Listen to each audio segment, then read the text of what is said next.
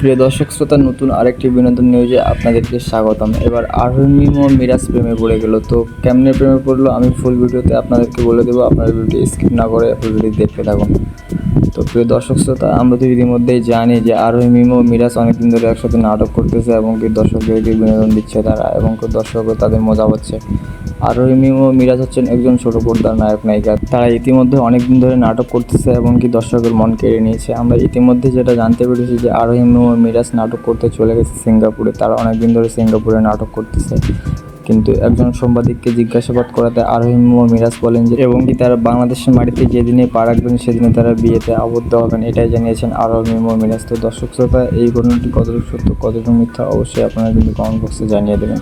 এবং আরোহিম ও মিরাজ কবে বাংলাদেশে আসতেছে আমরা সেটাই দেখবো এবং কি তাদের বিয়ের জন্য অপেক্ষা করবো। আসলে কি তারা বিয়ে করবেন নাকি নাটক বিরবতাভাবে সাংবাদিকদের জানিয়েছেন আরোহিম ও মিরাজ। তো আজকের বিনোদন নিউজ এ পর্যন্ত। পরবর্তী নিউজ পেতে আমাদের সঙ্গেই থাকুন। ধন্যবাদ।